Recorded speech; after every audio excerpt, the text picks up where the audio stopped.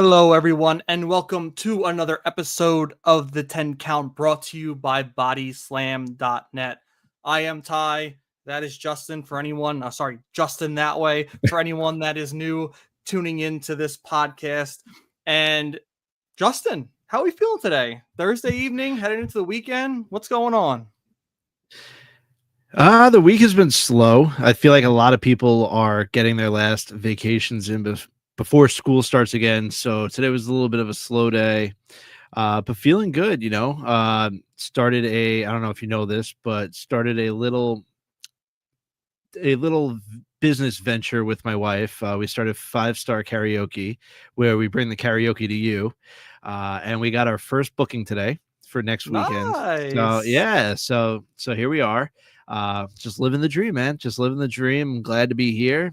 We have another wrestling filled weekend, which is going to be the norm now whenever there is a PLE or a pay-per-view that's happening. Clearly that's the way that this is just going to happen. So we have 2 shows to break down and predict, and some other news that we'll get into. Yeah, it's going to be a heavy Sunday. If you want to watch and have a fun-filled wrestling Sunday, it starts at 1 p.m. with Forbidden Door, which leads into a 7 p.m. Heatwave. I'm assuming that by 7 p.m. that Forbidden Door should, I'll say keyword, should be over, but we all know how those AEW, oh, damn it, I didn't bring a burger with me today. I freaking had McDonald's today, so I celebrated good old Burger Day, and I should have saved it for the episode of the podcast. I slacked. Zach, happy good old Burger Day to you as well. But yeah, I'm very excited for both these PLEs, and I kind of want to go into, this is going to be a prediction show for those who didn't speculate that already. We love to do our prediction shows, especially with PLE heavy weekends, but I really want to get into Forbidden Door. I said it, I think, on Sunday. I'm having a lot of fun with AEW again. I'm enjoying what they're doing again. I feel like they're not trying to play catch up with WWE anymore. They're not answering to the shots over at them to the point where now we see, WWE trying to encroach possibly and battle them on some weekends. But would you want to go into Forbidden Door first? Because I'm pumped up about it, man. Whatever you want. I wanted to mention how you said that you're starting to enjoy AEW a little bit more. They had their phone conference where people could tune in and ask Tony questions. And I know John Alba, he asked the question, basically, how does Tony feel about WWE pretty much trying to counter program all of their pay-per-views? And I thought he gave a pretty damn good answer to the point of which he's just focused on AEW. Like, yeah, he's a wrestling fan. He loves that there's more wrestling, but he's focused on just making AEW the best product it possibly can be right now. And he says that he knows that they have the best wrestlers in the world, and he just wants them to be able to prove it. And I feel like Tony, maybe even a year or 2 ago, he would have said something totally different. So I am proud of Tony in that light and in that matter. I thought the answer that he gave was really, really well said. But even like Will Ospreay in his promo last night, he said, he's technically not cleared. I'm not sure if it's a work. I don't think it's a work. But this lights out steel cage match is going to be unsanctioned. And, he's going to put his body on the line to, he wants to be the standard of AEW, and he wants to, keep this place moving forward for the future. And he's going to give it his all. And if he can't walk or move after that match, at least he gave it his all in this lights out steel cage match. So, I hope for the best for Will Ospreay. I hope he does not leave Forbidden Door injured, but the man is going to do some freakish things, and I'm going to be cringing the whole time, hoping his neck just doesn't completely give out. Yeah, there was some injury news today for AEW. Obviously, what Will Ospreay is dealing with, as long as it's not a work. You and I both don't believe it's a work. I think it's a little crazy that he's even doing this match. You and I discussed that he goes full speed ahead, and he eventually is going to have to slow it down a little bit, or his body's going to catch up with him. You know what I mean?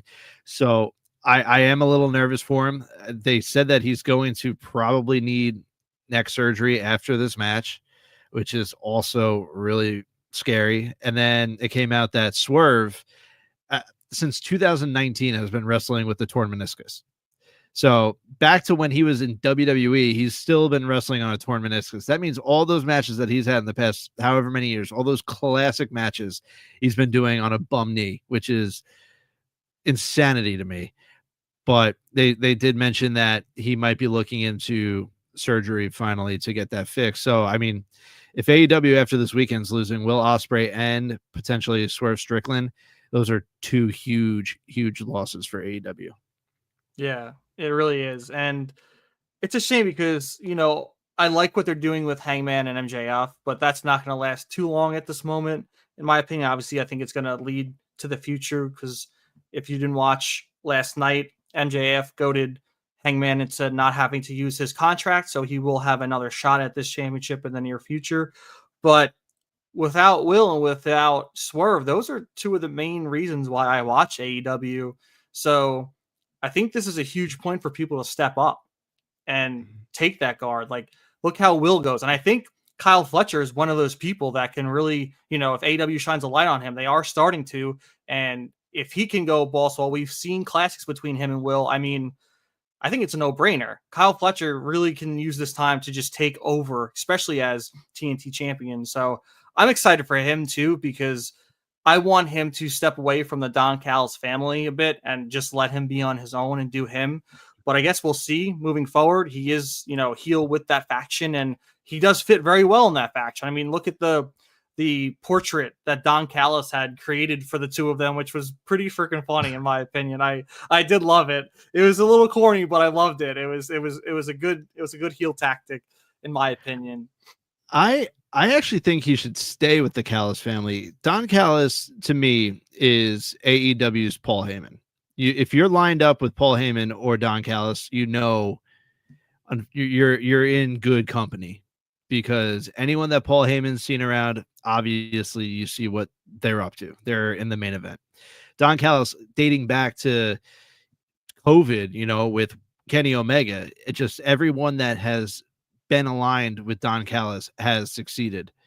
So, it just helps the Callis family if Fletcher becomes that main event type of caliber, which I think he already is, but just to step up in that aspect, just also in the Don Callis family, I think it's a can't miss. So, I mean, I kind of want to see him stay with them, because I think I don't know how he would do or how he would fare on his own. Yeah, so Ethan Black said Paul Heyman and Don Callis best managers in the last 5 to 10 years. Except here's my opinion. I know how you both mentioned Don Callis in the same realm as Paul Heyman, but I don't agree. I think Don Callis is more of like the Vicky Guerrero, the annoying heel, especially when it was Edge and Chavo and Big Show in that faction many, many moons ago.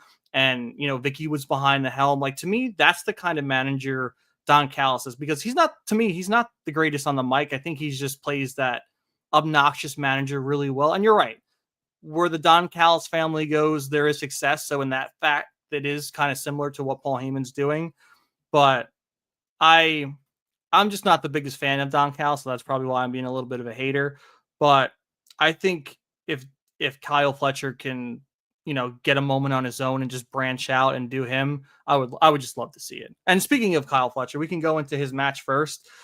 He's facing off against Hiromu Takahashi for the TNT Championship in a single match. Randy, howdy as always. I'll take this one first. I think this is a no-brainer, as we were just gassing up Kyle Fletcher. I think he wins this. I think this is a great match for him, especially for a defense at Forbidden Door. But this man's just getting started. He, shortened Dustin Rhodes's title reign by 3 days? It was 3 days, a day, 2 days, or whatever it was. I mean, Kyle Fletcher's here to take AEW by storm, and he's definitely retaining in this one. No doubt about it. No doubt about it. I'm not even going to question myself or think twice. It's Kyle Fletcher retaining the TNT Championship 100%. Yeah. Now let's go into, which I'm very excited about. We have ANC Edge and Christian, or should I say Cope and Cage, against a returning Killswitch and Kip Sabian, because Nick Wayne is injured. How do you think this one's going to go? Cope and his asshole. Cope and his asshole. They have to win, right? Yeah, if they're building up to a match between Cope and Christian versus FTR, I feel like that's the next step, and that will be at All Out. You can't have them lose right off the bat, and I think they're just taking care of, like Christian said, we're not cool yet, but I have an issue with the patriarchy. You have an issue with FTR. Take care of my business. We'll take care of your business. So I'm gonna go with ENC, Cope and Christian. Yeah, first off, that segment last night was beautiful. Chef's kiss. I love that Christian staying true to himself. He's like, when you said go find myself, like, I am myself. This is me. This is how I am now. I am an asshole. And I love how Edge was playing into it as well. Like you mentioned, his asshole, and gave the look to the crowd and the camera. But I don't know. I feel like this could extend a little bit, because maybe they go the route where Edge and Christian just take care of business, bada bing, bada boom, then they can go their separate ways. But I don't think that's going to happen. I think that maybe if they want to extend this a little bit, we see a downfall in their redemption tour, their revenge tour, I should say, and they lose this match. I think Luchasaurus or Killswitch and Kip Sabian will end up winning by some kind of distraction by Mama Wayne, or maybe bring someone back to also add to, so fuel to the fire. But I would like to see them kind of go through some trial and tribulation before they're like a cohesive unit. Like, I don't want them just to be, back in the fold, one of the best tag teams in the world right off the bat. Maybe they do that and it's entertaining and it's fun, which, I'd be fine with. But I kind of want to see them struggle a little bit. And I want to see them have some back and forth during the match too. And maybe, the following week on Dynamite have some, words for each other. And Ethan said Christian will win their match. FTR will take the tag titles, All Out tag titles, for one last run. And I don't disagree. I think that could definitely be a possibility in one of these outcomes. Yeah, I think what you're saying with the trials and tribulation, I think we're going to see all that in the match. I think we're going to see the rust. We're going to see the chemistry way off between the two. Christian's still going to have his damn turtleneck on. I think eventually he rips the turtleneck off. I hope. But I think they're not gonna be cohesive in the beginning, and then at the end they're gonna find their magic. They're gonna hug. They're gonna win. And I pretty much see exactly what Ethan just said. So we'll get into it, but that's gonna spoil a prediction later on down the. But let's just get into that match right now. Yeah, we have the Hurt Syndicate defending their tag team championships. Was it against FTR and Brodito, right? I think it's Brodito. Yeah, which that was, they had a pretty bang of a match, FTR and Brodito, last night. It was brutal. Brody King was bleeding. He was busted open, and it was hard hitting. I felt like it was a little sloppy at times, but it was still a fun, entertaining match. But the problem with this setup, to me, and it would be cool for the route that you and Ethan both mentioned, where FTR wins versus Edge and Christian for the championships. I feel like, and this is why I'm kind of hesitant on the Edge and Christian win that we just spoke about, because I feel like this being a triple threat, that the Hurt Syndicate's going to get their win again, right? Because there's a chance for they don't have to get pinned, so FTR can pin someone from Brodito. But I feel like the mayhem usually falls in favor of the Hurt Syndicate. And then this could also lead to FTR and Hurt Syndicate going head to head to see who's the better tag team. And then in that case, I could see FTR winning. It's definitely tough, in my opinion, to see, who the no DQ rules will, benefit in this one. But I want to say Hurt Syndicate retains. Okay, I know you're a big Hurt Syndicate guy. You're a big Bob guy. Yeah, I don't know. The only reason why I can see that happening is because clearly everyone saw the rumors that were being put out there on the internet about MVP refusing for Bobby and Shelton to drop the titles, and they started playing into it on TV. And with that, then I started thinking, okay, maybe now they're going to hold on to it for a little bit longer because they just want to play into that, and maybe they'll drop it at All Out. But for some reason, I don't see it. I think FTR wins and new, and then that leads to the feud with FTR and Cope and Christian all out in Toronto. I mean, it seems like it's just all lining up a little too perfectly, and I'm just gonna follow the gut and follow the instinct. So I'm gonna go with FTR. I don't hate it. I would love to see that match. I think it would be a freaking banger, especially if we went like, Extreme Rules hardcore match or a cage match of some sort. Just like make it a little extra violent where we can see the what's the nail back called again? I forget what they call it, but I would love to see that make an appearance in that match. Spike, thank you. All right, next match. Let's get into Okada and Swerve for the AEW Unified Championship. This is, we spoke about Swerve a little bit earlier. I kind of want to get your thoughts. I kind of think we both have the same idea of how this one's going to go. Yeah, we just broke it down 8 minutes ago. Swerve has been dealing with this torn meniscus since 2019. Now, listen, it hasn't stopped him. He's won the AEW championship. He's put on bangers and bangers and bangers. So it hasn't stopped him, but with the thought that he might finally get surgery to fix this torn meniscus, I'm going to go with Okada. I also don't think it's time for Okada to lose it. He just unified this title in a hard-fought match against Kenny Omega. Just for him to drop it, I mean, the match is going to be excellent, don't get me wrong, but I do not see Okada dropping this title yet. Yeah, I don't really have much to add. You said everything that I would have said. So yeah, I think Okada retains. I think it's going to be one hell of a match, and hopefully Swerve does get his surgery and gets better, unless he just wants to keep kicking with one knee. But I mean, man, I want to see him move fully healthy. If he can move like this with a torn meniscus all this time, I wonder how he is fully healed. So that's going to be interesting to see. That's what I'm, dude. If I couldn't believe it. I was like, since 2019, holy shit! Like this dude's an animal. I can't believe WWE released him. It's insane to me. But hey, to each their own. We discussed that maybe it was the right move for Swerve.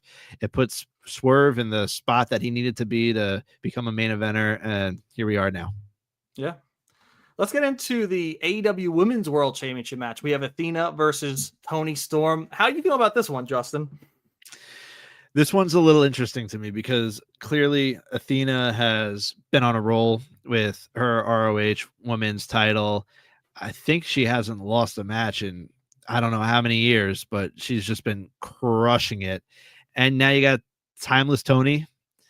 If it was for the ROH championship, I'd say Athena retains. But since it's not and it's for Tony's world title, I'm going to say Timeless Toni Storm continues to be timeless, but it's a tough one. This one's going to be an insane match. I cannot wait to watch this one.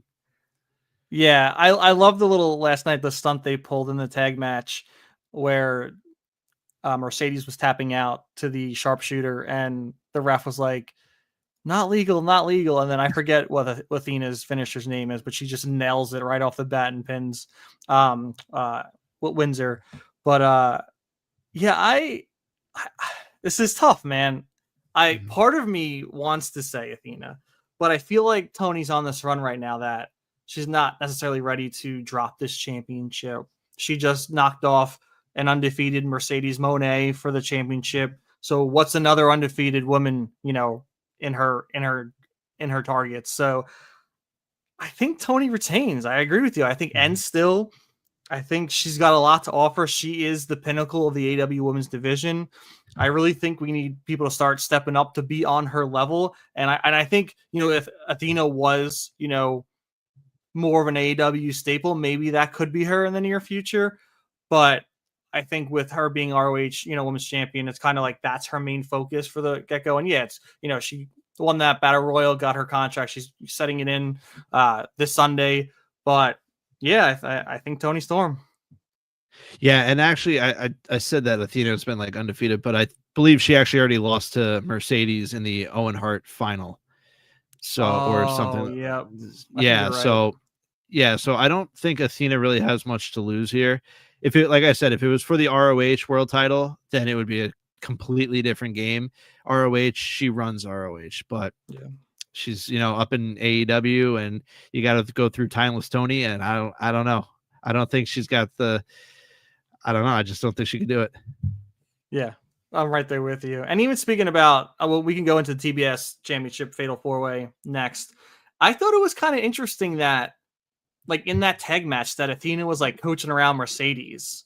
That was a little interesting to me. Like, it felt like, which I didn't mind that much, is because it felt like Mercedes had her first loss to Tony, and being back in the ring with her kind of like made her timid in a sense to me. That's how I took it. I could be wrong. It could have just been, you know, kind of pushing Athena up to look a little stronger. But that was quite interesting in my opinion. But we have Mercedes Moné, Alex Windsor, Bozilla, and I don't even know how to say her name, Paris Phone for the AEW TBS Championship. Is that how you say it? I don't know. I don't know her too well, so I don't. I don't know her too well either, to be honest with you, but I would love to see Alex Windsor win here.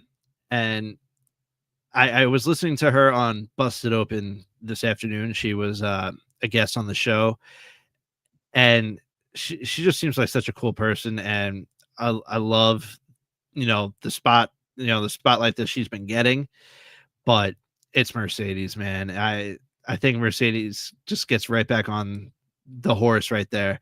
We have Stephen Chambers real quick. Tony retains. Mina beats Athena Death Before Dishonor, and then Athena beats Tony at All Out. That is interesting. I can see happening. Yeah. So we're both good with our Tony retain still. So Tony's going to retain. But yeah, for this TBS championship, I'm definitely sticking with the CEO. Yeah, I'm right there with you. CEO retains. I feel like if it was Windsor versus Mercedes 1-on-1 in a big match feel, I think it would be great to pull the trigger on Windsor.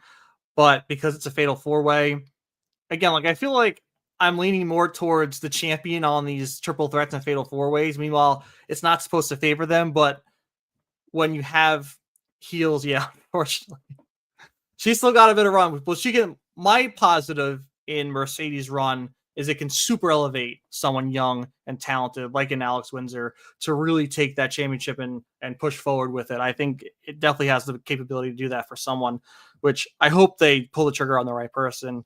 But yeah, it's a Mercedes Moné time. She's still, still CEO. Sorry, I got a nice little pop up over my Superman thing. That's the first time that's ever happened in this podcast, by the way. And there it goes again. I don't want my scheduled scan happening. That's why I guess 7 p.m. is the way to go, because it happens at 6:56 p.m.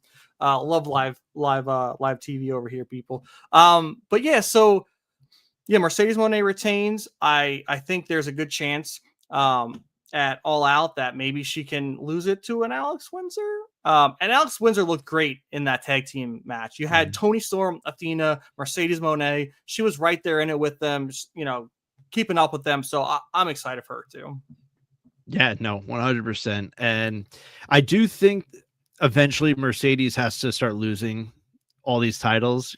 It's got to happen eventually, right?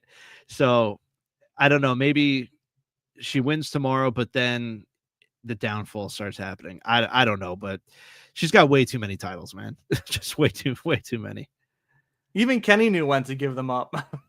Right? Yeah, exactly. It's just, I don't know, man. She's just going country to country and just taking all these titles. It's insane. Yeah. All right. Now we have the IWGP World Heavyweight Championship. We have Nigel McGuinness versus Zack Sabre Jr. How are we thinking about this one, Justin? I love that Nigel's getting to wrestle again in London. This one might be the swan song for him. He's looked great. Don't get me wrong. Ever since him surprise returning, I think it was a year or two ago. And, I got to see him wrestle at Grand Slam. So, just being able to see him do what he's been doing, he looks fantastic, but this might be it. I can't bet against Zack Sabre Jr. There's no way I can bet against him. Yeah, I think you, Steven, and I have the same idea. Sabre Jr. is going to retain, and I agree. Garcia is going to finally turn heel. I feel like they've been kind of teasing it for a while now, and I'm excited for them to finally pull the trigger on him going heel again. I want it. I think he'll excel as a heel. But yeah, I think this match is going to go crazy. I think, Nigel, like you said, this might be a swan song, so I think he's going to go out of control on this one. I think they're going to put on one hell of a show, and still. Yep. Let's get 100%. into the lights out steel cage match, where Will Ospreay is going to put his life on the line to make AEW have a future, have it great, have it be well known in the many, many years to come. It is the Death Riders, aka Jon Moxley and Claudio, with the Young Bucks and Gabe Kidd versus Darby Allin, Will Ospreay, Tanahashi, the Golden Lovers, which is Ibushi and Kenny Omega. Holy shit. This is going to be crazy. This is going to be insane. Unsanctioned, right? Like we mentioned earlier. This is going to be a spot fest. There's going to be blood everywhere. People are going to get choked out in all different ways, whether it's with plastic bags or freaking ropes. There's going to be body bags literally probably everywhere in this match, just by how often they use body bags, the Death Riders. So I feel like this is also, I'll steal your word, the swan song for the Death Riders. They've held that the AEW World Championship hostage for so long.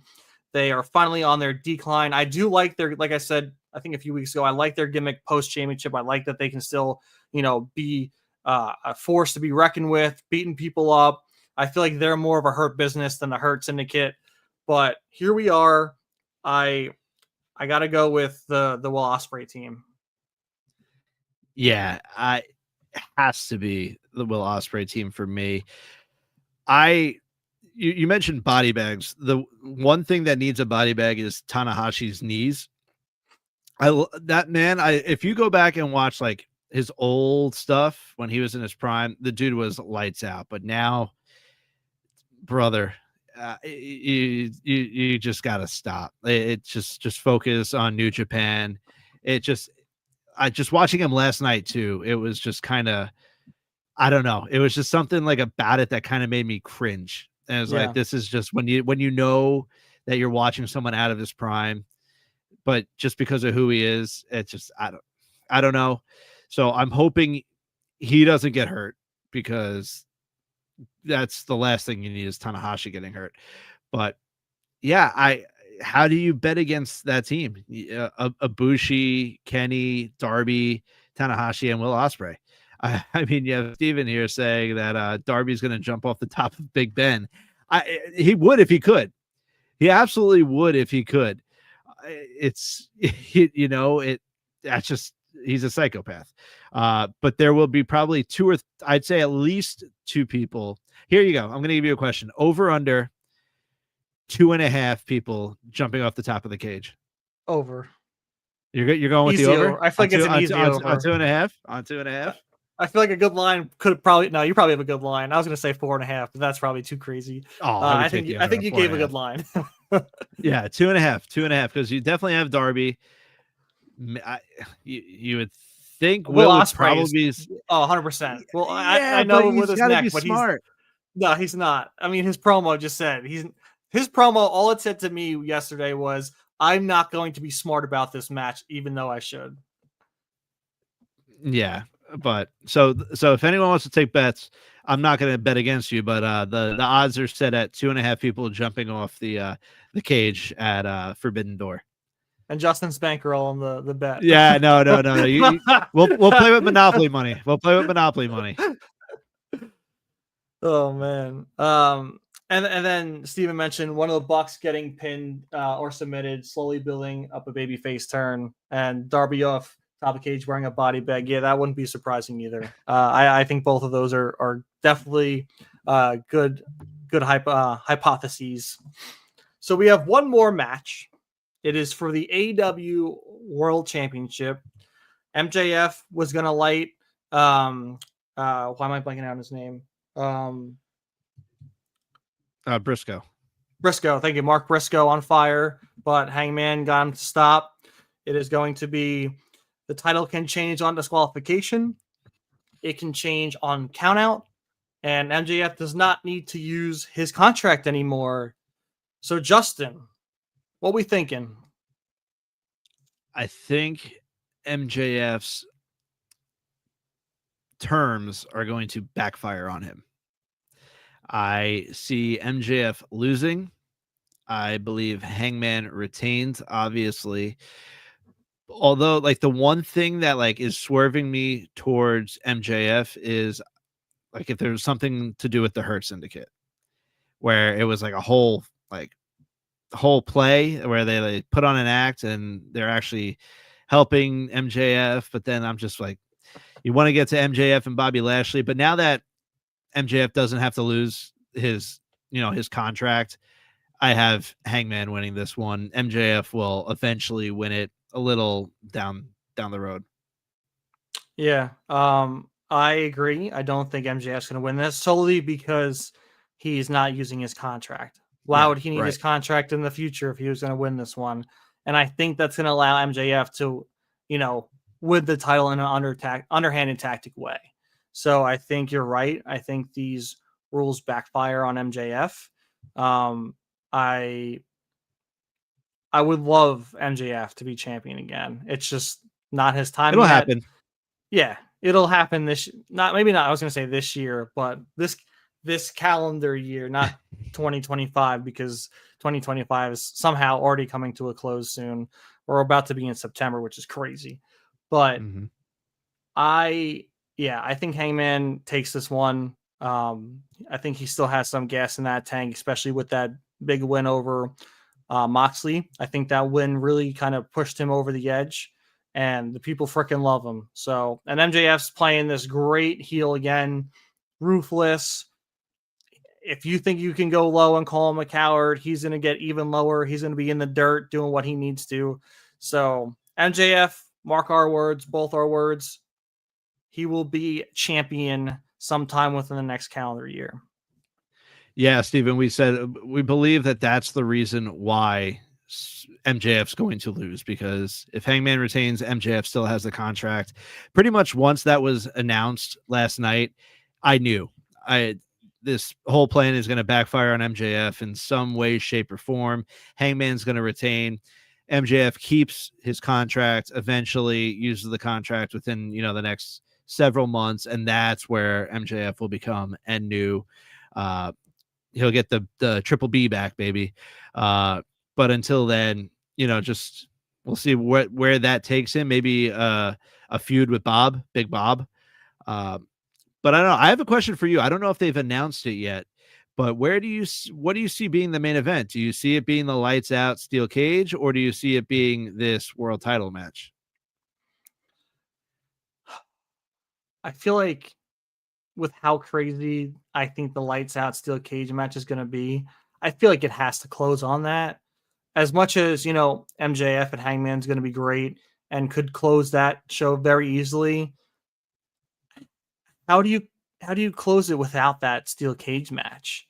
Like, look at the star power. It's going to be insanity.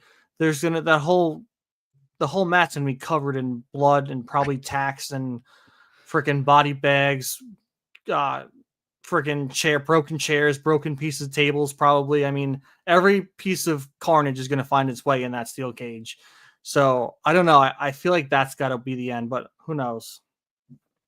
Yeah. So it's like kind of, it was going through my head back and forth, like, because you know how me and you always say, like, you want to start the show off hot, start the show off with a bang, or end the show with a bang. I don't think either of those. I think it's going to go back to back. So I think maybe they start off with like Tony Storm. They do Tony's match, and then they just work through the card. And then I would agree with you. I think lights out steel cage is the main event, and the match right before that is going to be MJF and Hangman.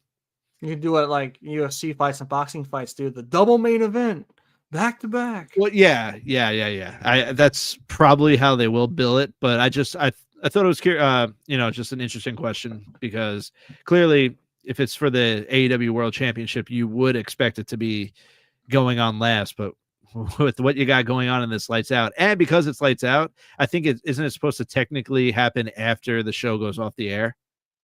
No, it's just that it's when it's like the same thing with Sammy and Kevin, right? It's just unsanctioned. Like AEW isn't legally obligated to, for damages to people in that match. So that's all that means. Gotcha. So let's get into Heatwave, 7 p.m.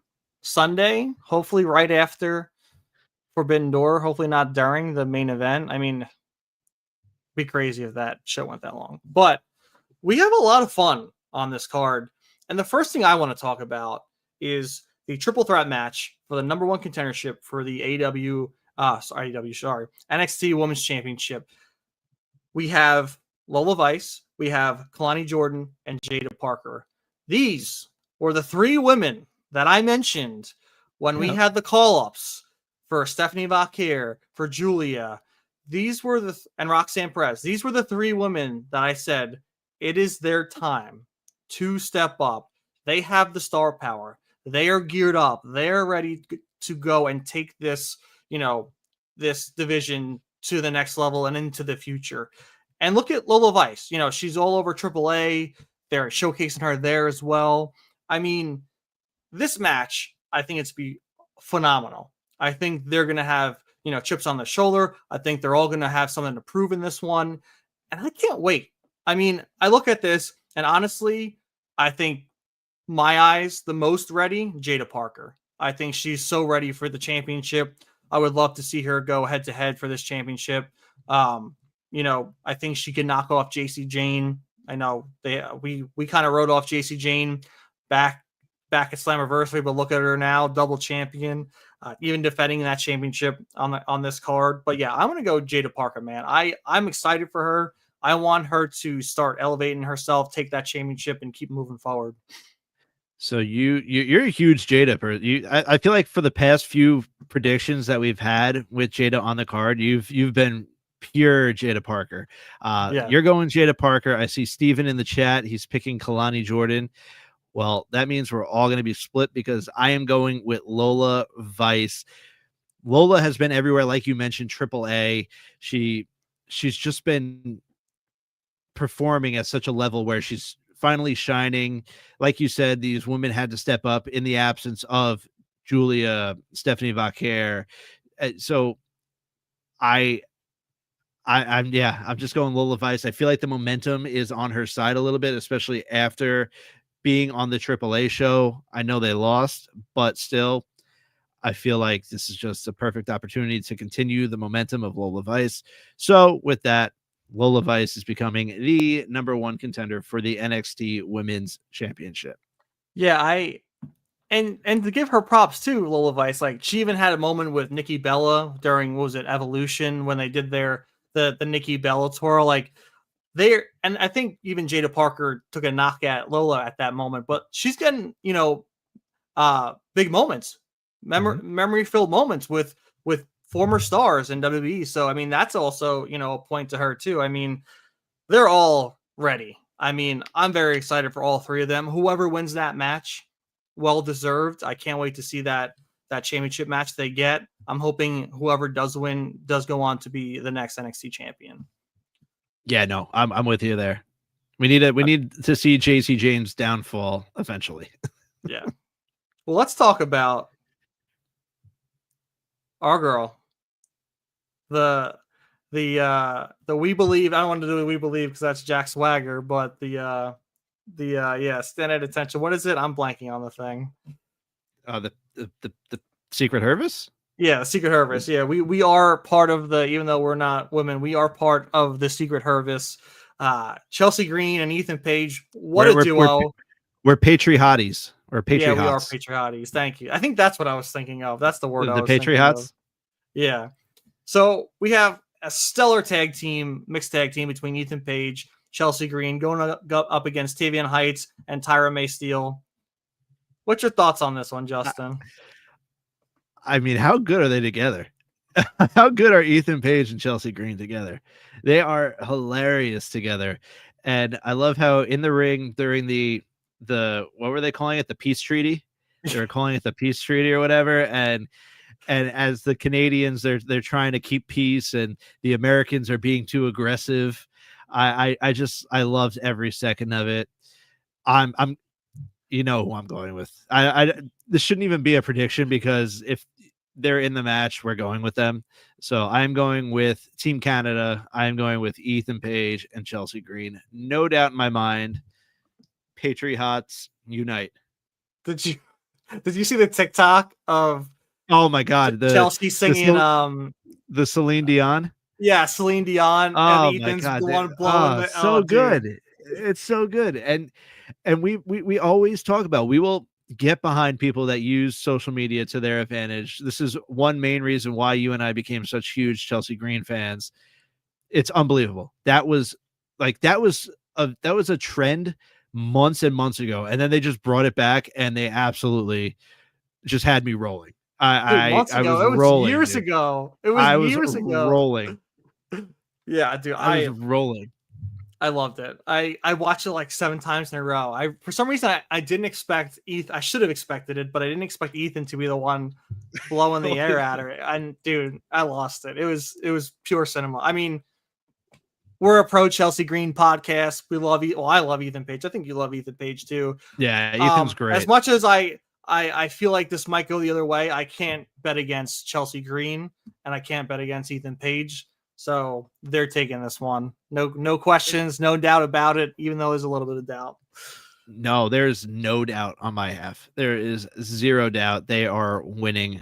They can't lose. They just can't lose this match. I understand that Chelsea is a SmackDown superstar, and obviously Ethan's still down in NXT, so she's the only main roster superstar in the match currently. But there's just no way. And I hope not. I hope not. I love America, but let's go Canada. Let's go Canada. Go get me some maple syrup. Maple syrup and watch some hockey, man. You love your hockey. You can thank the Canadians for that stuff. I can't wait. Yeah, I should have mentioned it. It's gonna turn into a hockey podcast soon. Yeah, I'm just gonna stop at that. Can't wait. Let's go Rangers. Well, speaking of JC Jane, she is defending the TNA Knockouts Championship against Ash by Elegance and Masha Slamovich.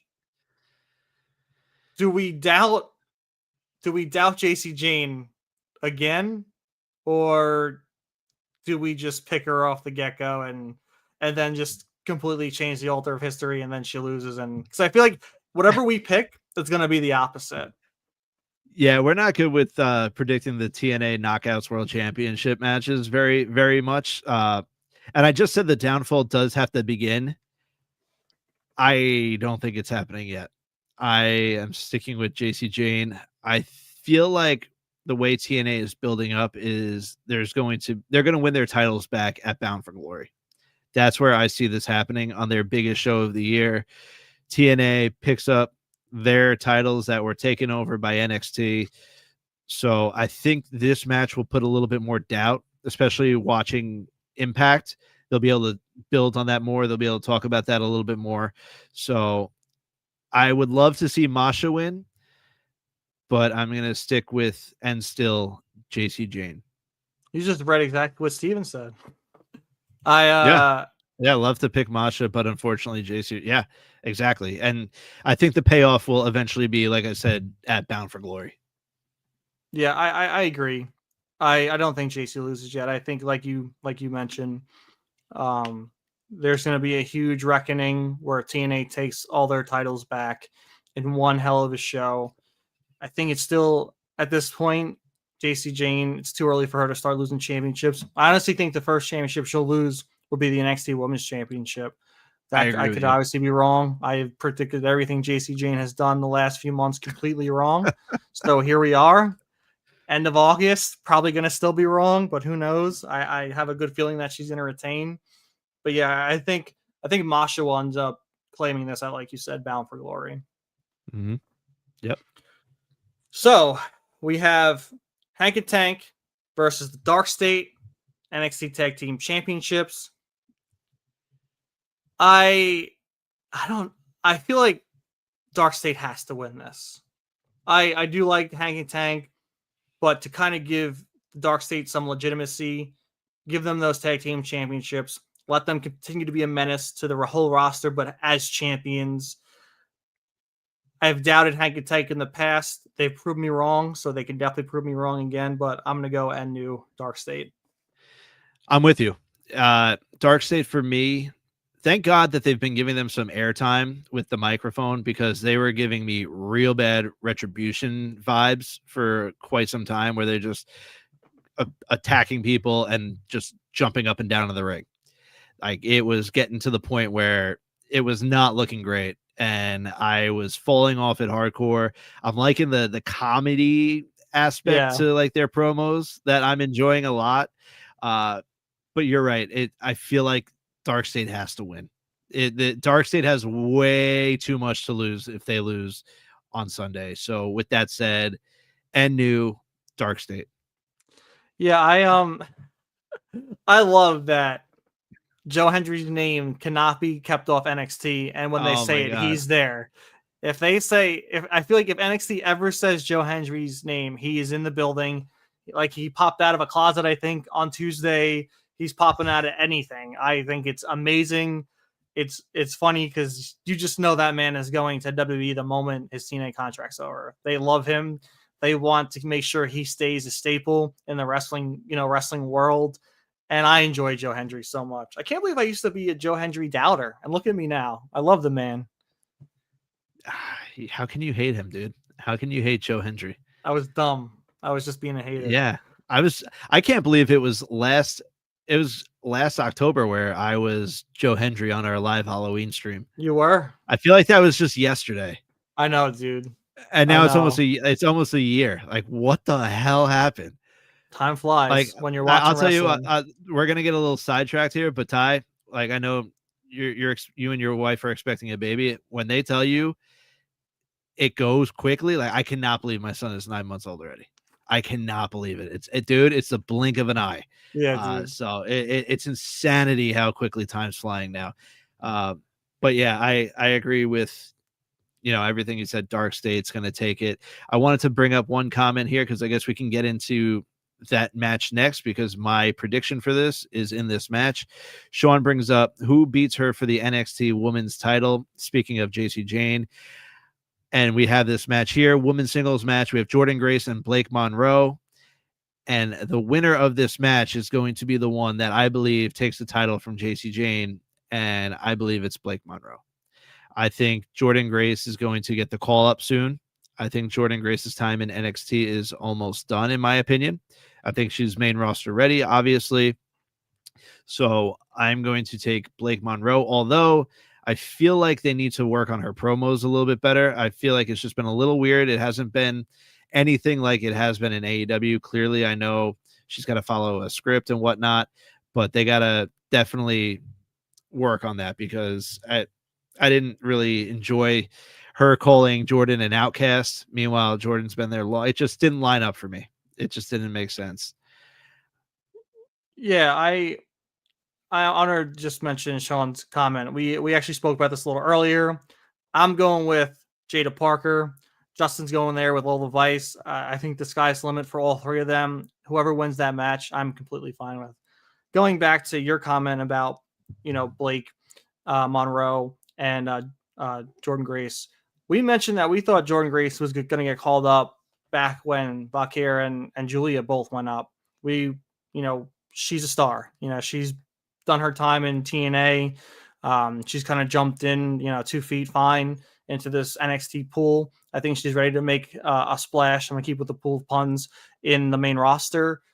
But yeah, I think Blake Monroe is kind of getting, kind of roped a little bit or cut back a little bit by her gimmick they're giving her. I feel like they should just let her kind of run free with her gimmick and like let her talk how she's done in AEW, because look what she did with Toni Storm. It was phenomenal. They had a great program, great promos against the two of each other. Awesome in the ring. I mean, I hope they loosen the leash a little bit on her, because even that thing that was, to me, was a little corny, but it was fun, was that moment between Jordynne Grace and Blake Monroe when they were getting their spa day. Like, that was a cool moment. Like, I liked it. You know, it was a little cheesy, but it was still, you know, hit its mark. It was still fun. But I just want them to let the reins off of Blake Monroe. I think if she does end up becoming the next NXT Women's Champion, I think she can do that. I think they will let her off the reins a little bit. But yeah, I'm going to go Blake Monroe too. I can foresee, if there's a draft coming soon, that Jordan Grace is getting drafted to either Raw or SmackDown. That's actually a really good way to pull her up. I didn't even think about that. I know the draft has been rumored and it's been in the cards for quite a bit. So that's a great point. So let's get into the final match of Heatwave. We have Obafemi defending the NXT Championship against Javon Evans, which, first off, Tuesday night, what a match. What are you giggling about over there? Me? Yeah. Yeah, no. What that I thought you were gonna get right to the bump. I was gonna sorry. say, if there was a bump of the week, if we still brought that back, my God, I think that's a unanimous decision. Oh yeah. Yeah. That's where I was giggling at. Yeah, I thought you like read something or something. I my comments are blocked at the bottom, so I can't see. Oh no, Steven did say like watching an episode of Bewitched is Blake Monroe. Yeah. I think that's pretty not wrong. But yeah, I mean, we saw Mike Santana make an appearance, which threw Trick off to end up, you know, losing that match. And also, I wish I had cash, because I would have went to Raw on Monday in Philly, NXT in Philly. I wish I was outside waiting when Trick Williams just running down fans, which was so freaking funny. That man, dude. I honestly thought it was going to be him for this match, but here we go. Javon Evans, Obafemi. Is it time? Is it Javon's time? You're shaking your head over there. No, it's not time. It's still Oba. It's still Oba's time. I'm going Obafemi, and still, crowd. Like, he overshot that so badly that he almost flew into the crowd. Oba gonna, I agree with Steven. Oba's gonna throw Javon like a lawn dart. I completely agree. It's good for Javon. Javon has been put in all these top spots ever since coming to NXT. Obviously, they see a huge future in Javon Evans. They see him as one of the future stars of NXT if he's not already. But it's Obafemi, man. I still don't know who the person is going to be that dethrones Oba. But man, it's not Javon. It's going to be one hell of a match, but it's not Javon. Yeah, I don't want to bet against Obafemi yet, but The Undertaker did give Javon the nod to go after the biggest guy in the yard. And here it is. This is the time. He is going after the biggest guy in the NXT yard. And I think it would be a huge moment. I think it would get everyone talking instantly Sunday night. Like, the chatter would be crazy. People wouldn't be able to wait for NXT on Tuesday. If they wanted buzz, especially for NXT, I think that would be the surprise moment right there. Pull the trigger on Javon. But I am also going to go with, and still, Obafemi. Steven in the chat, man. Joe Hendry derails Oba. I mean, clearly we all know, it's no secret that once Joe Hendry's TNA contract is up, we all believe he's going to WWE. He's going to sign a WWE contract and he will be with WWE. Hell, it already seems like he's already with WWE, like you said, with how often he's just randomly appearing out of storage closets and dressers and refrigerators and freezers, wherever the hell he's coming out of. But I could see Joe Hendry derailing Oba. I could see it, and I definitely also agree Santana is going to beat Trick at Bound for Glory. Like, you know, Ty and I had mentioned, I think Bound for Glory is going to be a major get-right pay-per-view. Obviously, it should be for the TNA brand, where TNA takes back their main titles. I wish, like, whenever I said Joe Hendry, like, he busted through my closet right here like the Kool-Aid man. Like, yo, you want to join in the pod real quick? Come talk. Here, just take my headphones. You and Justin, have at it. I'll stand on the side like a little freaking amazed fan, like a jabroni. Yeah, fine. That's a good way to put it. Should we get into the news from today that sure. we discussed? So we are done with our predictions for Heatwave and Forbidden Door, but there have been rumors swirling about a Mr. Chris Jericho. Clearly, we haven't seen him since he lost the ROH world title and he left the learning tree. He kind of just walked off. Haven't seen him since. Since then, this past week, rumors and speculation about his contract status being up at the end of this year. And now he's playing into it. I would be playing into it as well if it was my contract that was ending. He's reposting videos of his return at the Royal Rumble. I believe that was in 2013. And now WWE, if you go on their YouTube channel, the Vault is now showing Roman Reigns versus Chris Jericho. So both parties are definitely playing into each other here right now. And today, via WrestleVotes Radio, there is significant interest within WWE for Chris Jericho to return to the company after his contract with AEW expires at the end of the year. A deal is already expected to be completed when the time comes, according to a source. So that leaves me with two questions for you, Ty. Are you excited for a potential Chris Jericho final run in WWE? If you're Tony Khan, do you give him a proper send-off, or is this it? We're never going to see of Chris Jericho again in AEW. I think with how quick it's coming up, I don't think there really is time for a proper send-off for Jericho. So I feel like they should just let him take his break, heal up, do what he wants to do next. Am I excited for Chris Jericho to possibly come back to WWE? Not necessarily. Listen, Chris Jericho's great. I've loved him forever. I loved him in AEW. I loved him in WWE. Loved him in WCW. But I feel like it's, he's at this time in his career where, don't get me wrong, he's busting his ass. He's putting in the work like he always does. He's always amazing on the mic. But you can see it. He is getting older. He's getting up there. And I do feel like it's his time to kind of just like step back. Maybe come back for a little bit for the retirement aspect, which I don't think he'll do. I think he wants to wrestle forever. I think he'll wrestle forever until he can't anymore, till the wheels fall off. But I don't know, man. I don't think in this day and age of WWE they really need a Chris Jericho. I think WWE is so focused on moving forward and is doing so well with moving forward, especially with the young talent they have over in NXT, that bringing him in would kind of set it back. Like, this isn't like this wouldn't be like a John Cena retirement tour, which I get it. Greatest of all time, got the 17th championship, beat Ric Flair. Like, it makes sense, right? Because everyone wanted to see it. But is there really a need? I don't know. Will I be disappointed if they bring him back? No. I just don't think there's really a need, because at the end of the day, if Chris Jericho came back, there's plenty of potential feuds to bring back or new matches to have, which would be great. It would be fun. It would definitely be worth the ride, but I just think it might just set us back. And I feel like this is also another TKO decision where, oh, look at this big name. People pay for big names. Let's bring them back on, which kind of would, in my opinion, set back what we're trying to build. Well, what we're trying. I feel like I'm like a stakeholder. What they're trying to build over in WWE. Yeah. So for me, I believe that I would be a little excited. I don't think it needs to be a full-time run here. I would give him a year or 2 years maximum.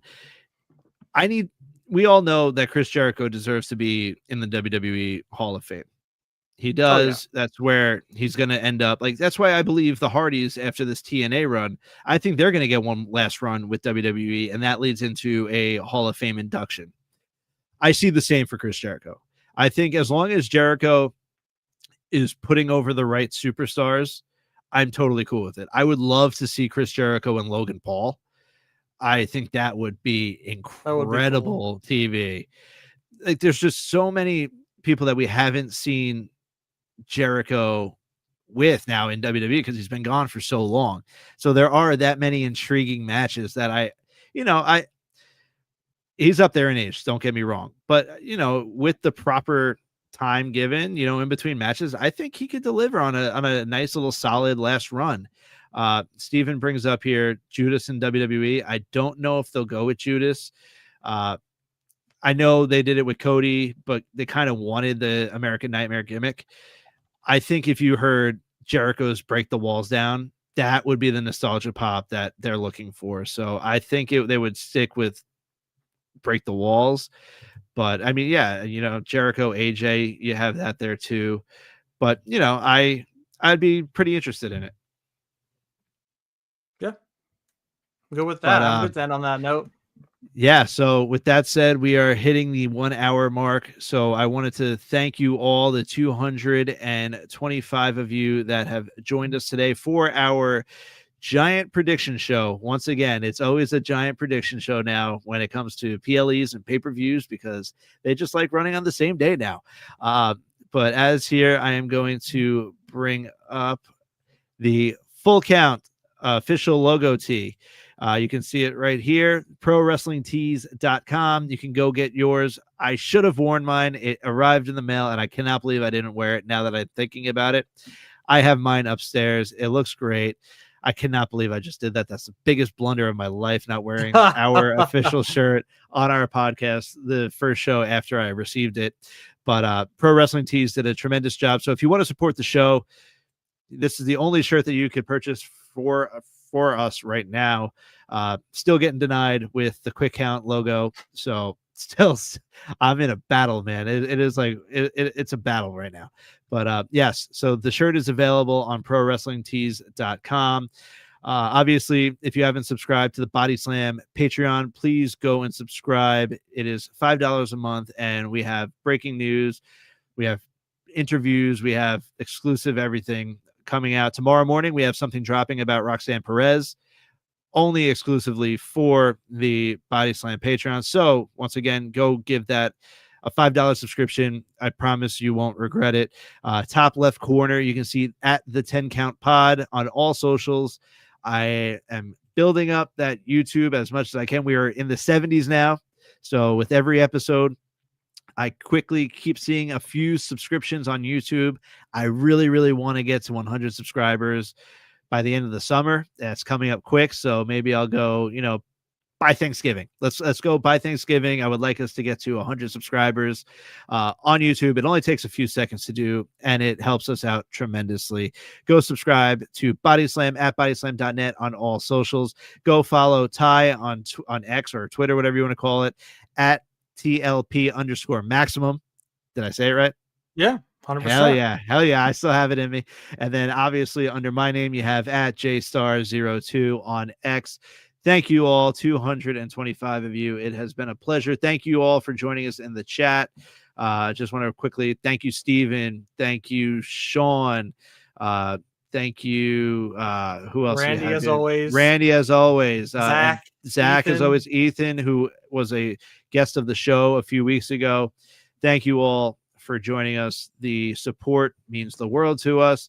So now it is time. Let's ring that bell,